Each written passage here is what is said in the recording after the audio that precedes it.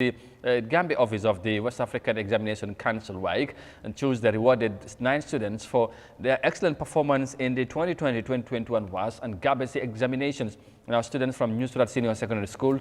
Gambia Methodist Academy, St. Teresa's, and St. Charles Luanga Upper Basic School were among the beneficiaries. Mafuji Sise tells us more of that in this report. The Waec Banjul office rewarded James Sane with $20,000, Suleiman Sow with $17,000, and Samuel Toure with $15,000 as first, second, and third position holders in the senior secondary school category. In the 2020 Upper Basic School examination, Sekou Dabo was rewarded $15,000, Ibrahim Jallo with $12,000, Sena Musabi with $10,000. In the Gabi 2021 examination, Yahya Jammeh was rewarded $15,000, Saliu Njai with $12,000, and Musa Tamba $10,000. Permanent Secretary at the Ministry of Basic and Secondary Education, Louis Moses Mendy, said the rewardees have achieved their grades through hard work, commitment, and dedication to studies. He said they have also awarded all forms of examinations malpractices, which, according to Mr. Mendy, is a cankerworm that needs to be tackled as stakeholders in the education. P.S. Mendy hoped that the rewardees' achievement will serve as aspirations and motivation to young people throughout the country. I am confident that the awardees achieved their grades through hard work, commitment, dedication to their studies, avoiding all forms of examination malpractices, which is a common one as we all need to tackle and as stakeholders in education. It is said, there is no shortcut to success. I hope their achievement will serve as inspiration and motivation to young people throughout the country. As regards examination malpractice, let me hasten to add that MOPSI appreciates all the efforts that are being made by Waec and all the stakeholders to reduce it to the most possible level. That I said, I wish to explore and urge all and sundry to help us stamp these menace out of our dear motherland for historic and meaningful sustainable development. One of the rewardees, he promised that they will not be disappointment to the nation. I would like to thank the Ministry of Higher Education together with Waec and all the other stakeholders, the organizations, everybody that's involved in motivating students to be involved in education, because this thing is very helpful. If you see right now, some of our juniors, they are right there preparing for their exams. So yesterday, the time I posted this on status, I told them I'm very grateful to be one of the best 3 candidates for Wassce 2020. So some of them, they were very proud, because some of them, they usually came to my compound for studies. I do assist them. So they say, Samba, how can I get this? I told them it's not a magic. And also just try and stay away from examination malpractice. So that was what I gave them. I told them, just go, you can do it. Because for me, the time I was going for my exam, yeah, I do study a lot. I do study. Pasamba Balde is the head of the Waec Banjul office. Ladies and gentlemen, the national awards are an important part of the Council's activities in all the member countries. In the Gambia, the awards were reinstated by the Gambia Administrative and Finance Committee at their 153rd meeting held on May 11, 2012. And that very year, the first edition was held. After a long break, the second edition was held in May 2021. On that occasion, ladies and gentlemen, I indicated in my allocution that the management of the Banjul office intended to make the awards a regular feature of the Council's media meetings. Our presence here today is testimony to our making good on that promise. Waec Endowment Fund was established by the Council at its annual meeting in March 1982 with the primary aim to promote educational development projects of international nature and to encourage and reward healthy competitions among candidates towards enhancing excellence in education. The international reward is open to all Waec member countries, whilst the national reward are confined to candidates in the individual member countries. This year's reward is set on criteria including students' ability to align with the international criteria, where a candidate must have sit in at least 8 subjects including English language and mathematics and obtain grade A1 in all 8 subjects for the Excellence Award, or A1 in 7 subjects and grade of B2 in the English language for a Distinction Award. Going by that criterion, there were no winners at the Wassce level in 2021. For Eyeafrica TV, I am Mafuji Cissé. Mafuji Cissé, merci beaucoup. Report boobu am na solo. Waec International Awards ci réew mi, as you just had, and some of the 9 students that performed extremely well or wonderfully well, of course, were rewarded for their good performance in the 2021-2022 Wassce and Waec examinations. Quite very good move, of course, to motivate and reward students for their hard work, right? So su ko defee quickly mon ñang xale yi nga xamante ne dañ def exam ci at bu génn am ci taxawaay bu am solo waaye mi nga xamante ne mooy mbootaay West Africa bu yore wàllu examination yi ci xale yu wala taalibe yu nekk daara ci grade 9 bi ak grade 12 ñu tànn ci juróom-ñeenti ci ñoom from different schools ñëw di leen sargal ñaax leen ci li ñoo def gom na waaye tamit delloo leen jukkal ndax xam nga ne examen métti na xayma nit ki waaye nga bokk ci ak say morom bu boobaa nga fes ci loolu dafay am solo surtout boo nekkee xale pour ñu ñëw ñaax la waaye tamit reward la ci loolu dafay am solo wala naka nga gisee li nga xamante ne mooy initiative bi Waec def. waaw am na solo loolu la ñuy wax because nattum xam-xam nga am ñi si foo ko fekk rek dana am ñu ne si kanam dana am ñi si jël ñu force ak second ak yooyu noonu. am na solo but njàng mi ñii di def ba natt si xam-xam ba tey ñi leen a delloo njukkal njàng moom moo tadd waxuma la réew mi de moo taddee Afrique in general. system education moo tardeel Afrique moo ñu tardeel. waaye boo nee Afrique yow dellul fi nga ne moo ñu tardeel ñun. that's the problem because tey ñii dem koot ñi tey ak suba ak lu ñu ci doon dégg yëpp ñun ñëpp jaar nañ si lii waaw so da ngaa gis ne kon amul bénéfice moo tax den foog ñu dellu si waat jéem a seetaat seen éducation mooy lan because lan la ay làkk english ak nangam tey xale yi nii tey ku si pour ñu wax la sax bu dee mandinka bi kontaan la si ba 100 sax c'est problème. waaw foofu laa bëggoon a ñëw est-ce que tamit mbir mi. bu dee olof kon li leen di jàngal kese la wala li leen di mooñaale ci buñ leen di jàngal. daay nekk si mooñ bi wana la amal leen solo bi. parce que tamit nit mun nañ gis nañ ñu fi jàng mun ñan tey lu fi baax ci réew mi bokk nañ ñu ko def. of course te ci school système bi lañ jaar. waaw waaye xanaa kay am na ñu jaar ñu bokk ci. non waaye bokk ci système bi am na lu ma àndaloon. because loolu soo ko bàyyi xel tey ñi fi jaar def lu baax te bokkoon si school système bi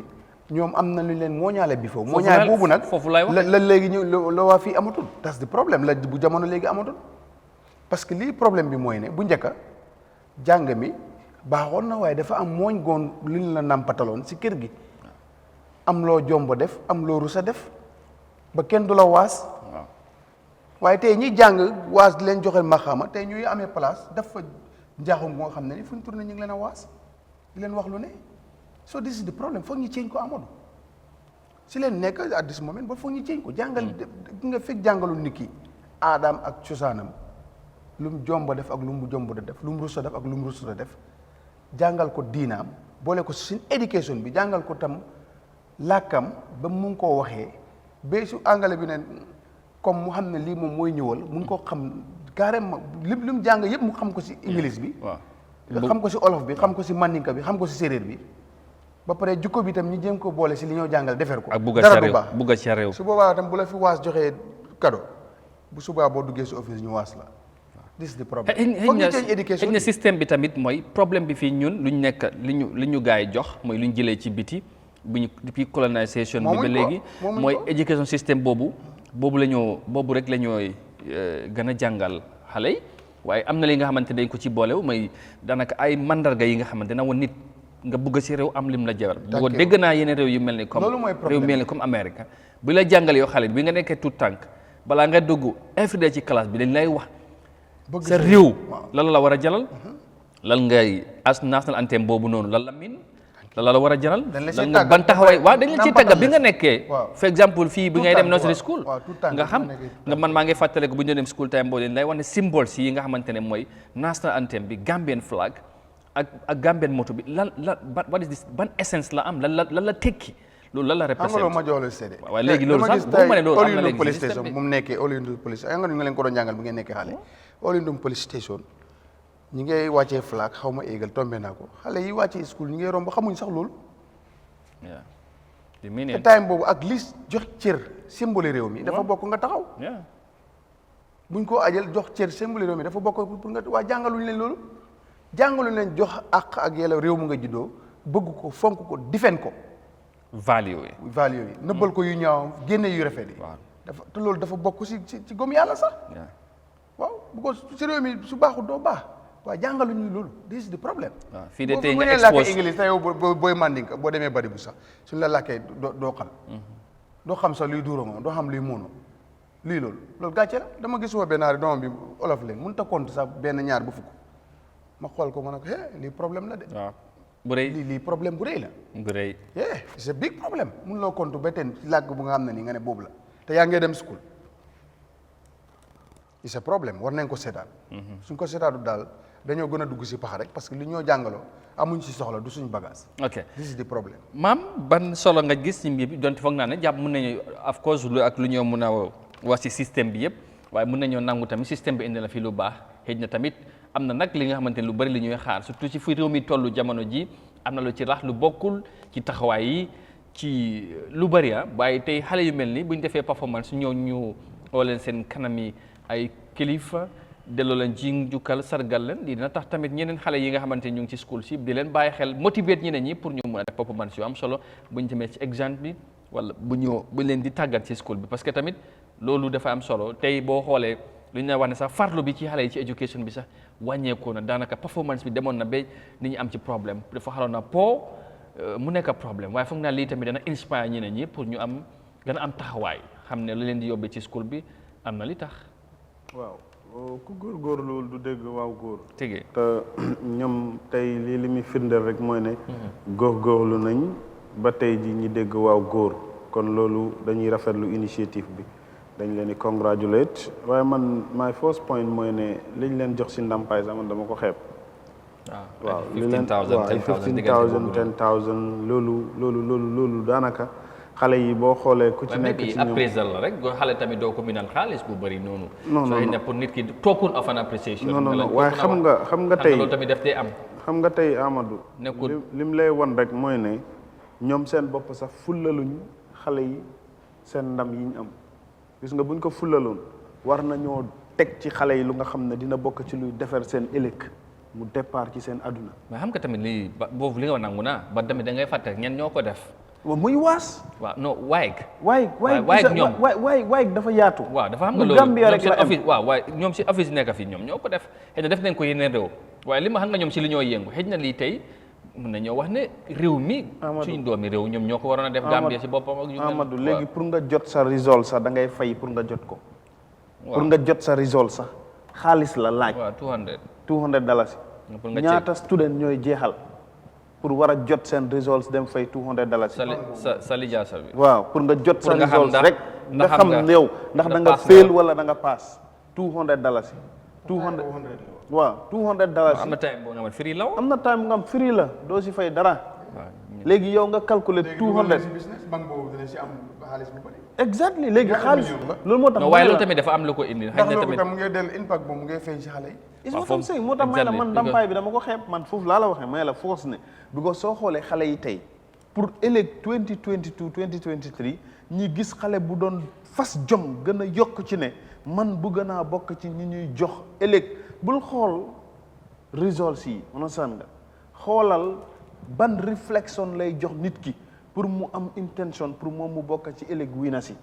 understand loolu moo tax yii motivation la. waaw waaye motivation dafa war a ànd ak courage bu nga xam ne tey ku toog yow mu leer la ne understand nga 1 month sa papa mun na laa jox yow loñ ci $25,000 am na ñu nga xam ne borom alal yi am nañ ko ci biir réew mi xale boobu dina bëgg a jël $10,000. mostly nag ñii sax bokkuñ si ñi private di yóbbu school indi de. exactly loolu li nga wax am na solo ndàmpaay gi tam. dafa war a duuf bëri mais bi seen yaay jënd uniforme ak yooyu noonu. exactly pour mais bi dem school sa problème la. loolu laa la wax nii léegi tey doomi borom alal bu gisoon tey ku nga xam ne boo doon dem school da nga koy romb bu la ne may ma liif sax nga xalaataat ko wala boo leen demee school amul lunch tey mu jël force onasan nga am this kind of positive performance onasan nga xëy dégg ne jox nañ ko $100,000 yi onasan nga tey daf laa leer ne doomi borom alal ba ak doomi baadalo bi ku nekk dina bëgg am ndam waaye $10,000 yi nga jël ko jox ko ki nga xam ne moom moo jël force wala $15,000 yi man bu ma toogee mu leer ma ne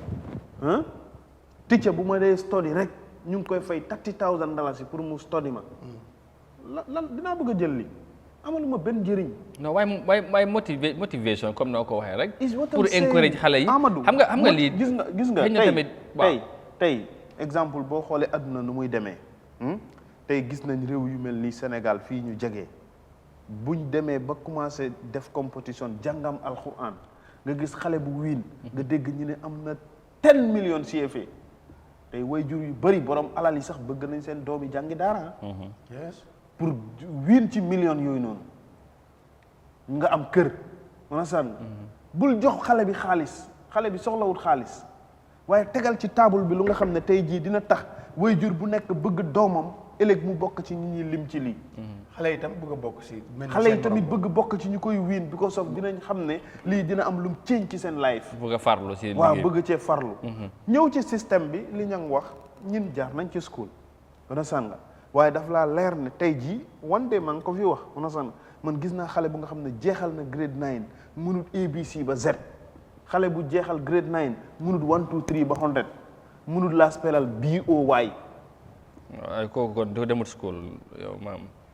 barki Seydina Mohamed mu ngi Kunkunyang school fii. mun naa am sax mu mën BOY parce que loolu dafa nekk si ité bi. non kooku xam nga li ma demut school bi mooy nekku doon di jógee kër di dem ci school bi loolu taxu ma wax su ma ne demut school yow war nga am fi may waxee. déedéet waaye nit mënut a dem. 9 years non mu ngi sol uniforme 9 years buy dem school. way juróom yaa ngi koy jox loñ lan lañ wax ñu ne koy gàmmukat bi ak raskati démb bi waaw waaye kii student nga koy jàppee déglu ma rek li xew mooy non loolu suñ système bi tamit bonewut noonu. non but let's realistic to man what I am saying ñëpp leen faxas loolu yàggut fi di mu ne système bi bonewut noonu mu ne ko am na fi at bu nga exam sax daanaka li ma lay wax ni Amadou li ma lay wax nii daf ma melal ni midi man maa doon dem ci xale bu jigéen bi ak système onasan ma ne ko ne bàyyil xale bi mu jànga mu ne ma ne kii njàngam ban njëriñ la am onasan mu ngi nii grade 9 wallahi billahi mu ne ma indil pen ak paper nga teg so moom naka la doon def grade 6 7 yooyu naka la doon passé loolu waaye puus rek school yi puus rek ma bàyyi ñu waaye léegi ok fine léegi xam naa loolu c'est very unique non time boobu waas jotagul ji loolu c'est very unique ay dama naan last year nga ne ma waas jotul non daaw xëy na grade 12 non balaa moom xëy na balaa mu grade 9 la jeexal grade 9 la jeexal du waas la muy dem waayeg la léegi non li ma bëgg a wax mooy léegi dafa xam naa sax bu ko ñëw dem si last story bi de balaa ñu because dafa am li xewoon bala exam bi ren because dafa xala contradictory to man wala irony somehow waaye dañ fi toog tegal nguuri Gambie xil leen tiital ñu ne bu fekkee ne fayuñ leen seen xaalis dañ amal lu bëri am bi nag yàgg na pour loolu ren mooy exam bu passé nii xale yi duñ ko doon bokk Gambie da si doon bokk léegi ñooñu nag ñoo jëlaat ndàmpaay di mayewaat xale yi suul ak sulli la rek loolu mooy lu ma la wax rek suul ak sulli la rek njàng mi buñ ko ceeñu xam nga li ngay wax nii démb dama doon seetaan documentaire Cheikh Anta Diop maa doon seetaan documentaire Cheikh Anta Diop ñu ngi lay won ne Cheikh Anta Diop ak jàngam ak xam-xamam bi mu amoon yëpp bi mu ñëwee mu fekk Senghor ak nguuram mu gis ni système bi di demee mu ne leen ne njàngam mi am na njëriñ waaye foog ñu dellu ci suñ bopp dellu suñ bopp mooy nañ siggi onasan nga mu ñëw foom parti moo ko Senghor ñu ute divert onasan mu foom newspaper mu tuddee newspaper bi siggi mu ne li tax mu tuddee ko siggi booy dafa bëgg nit ñi ci liñ sëgg ñi siggi ci lan lañ sëgg ci pen ak pepa yi understand mu ne nañ siggi tey ñu ngi lay won ne fii ak fukki at ci kanam soo moytuwul understand nga dina am doom yu bari yu nga xam ne dinañ judd ci kër màgg ci kër nampa seen wenn way jur understand nga duñ déggali seen way jur yi dégg loolu dafa daw yaram ragal naa loolu moom firnde yaa waaw loolu moom firnde yaa ngi fii parce que xam nga maa ngi waaw loolu la xam nga Sénégal coo ak li ñoo wax yëpp Sénégal bokk na tey ci développement yu bokk ñu ko am fonk seen lakk bi bokk na parce que tey da ngay gis ne ñu maa ngi seetaan fan yi xam nga li ñoo wax nii mun ñam xam naa loolu déggal sa taxawaay li nga yàgg a wax ci programme ñi gën a amal solo fi nekku réew mi rek Sénégal ñi ci gën a am taxawaay ba ñu ràññee lañ ci réew mi daanaka nekku ñu dem school de waaw ñooñu dañ dem ba jàpp ne ñooñu language barrière boobu noonu warut a tax bu ñu leen boole ci système bu doxal réew mi ba loolu tax na tey mayo yi bu this local parliamentary bu local election bu am ñu bokk ci par exemple wala Serigne Mbuub Kaolack daara la jàng Hadi Sambu jaar-jaaram lamb la doon def RTS waaw muy jaay di maire la Xaadim dañ ko doon bindal waaw ba tey moom nu muy bindee moom rek moom moo ko xam bindam bukki mi la amee waaye tey méew la exactly bi ko dégg ngeen te mu ngi koy doxal waaw xam nga loolu la moo tax ñu trust leen soo moytu sax mooy gën a dox impact bu ñu amal seen société bi ñu dem taxaw laaj baat askan bi ñoo xam nga loolu bokk na ci li tax sa benn bés maa ngi toog fii di ko wax Duudu keroog bu ma déggee Duudu di ko maa ngi dégg tam keneen mu ngi ko doon wax Rafi keroog bi ma déggee mu koy wax loolu c'est training ba AIC la ko waxee waxaat nañ ko ci beneen programme waxaat na ko ci beneen programme ñoom ñu jàppale English moom ku ko déggul warloo dem ci national ma déglu Rafi tamit onosaan nga mu taxaw wax ko onosaan ma ne ñii nag man dama doon foog ne ñu war a déglu lañ waaye ñii amuñ xam-xam xam nga lu tax nit bu mu foog ne toog di binda wala dégg English mooy xam-xam loolu nax sa bopp la xam-xam xel la understand nga te xel nit ki day nekk ci moom da koy jëfee di ko doxee waaw ñoom man li ma understand si ñoom la non xam nga sax xam nga problème bu ñu am mooy ci National Assembly balaa nga faa mën a dem constitution bi lu mu wax da nga war a dégg English dégg nga understand mun a read parce que process bi doxalin bi soo mënta read waaw doo mën a understand ko jaami tubaab bi lañ ba tey waaw léegi non foofu non debate bi sax even debate bi foofu nit mun ngaa debate ci la language mun ngaa dégg nga read nga xam bonda bi lii la wax because am na tey ñu bari ñu ngi doon wax ne tey bu ñu doon swearing in ceremony bu mujj bii feeñ na ci ñeneen ñi lu ñu doon waxee nga ne ñi ñi est-ce que buñ demee ba toll ci yeneen buñ bëggee express seen boppa buñ ci English bi duñ am problème te loolu mun naa feeñ commencé naa feeñ sax ba pare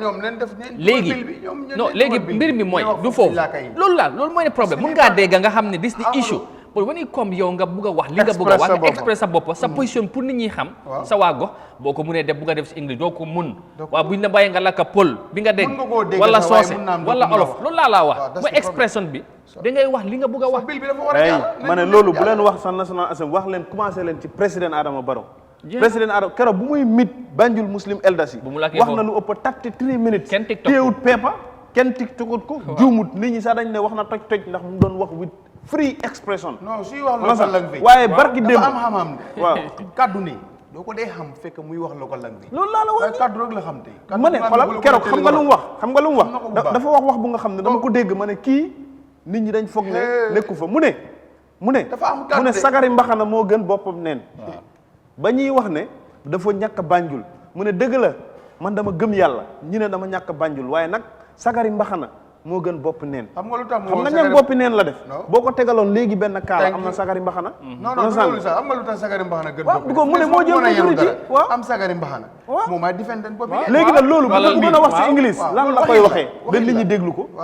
dina fa doon struggle nit ñi di wax leneen ak leneen te léegi nag loolu mooy problème si wax local language si saraxule si man si olof daf la dee wax xam-xam bu xóot lu la si non ma ne hardly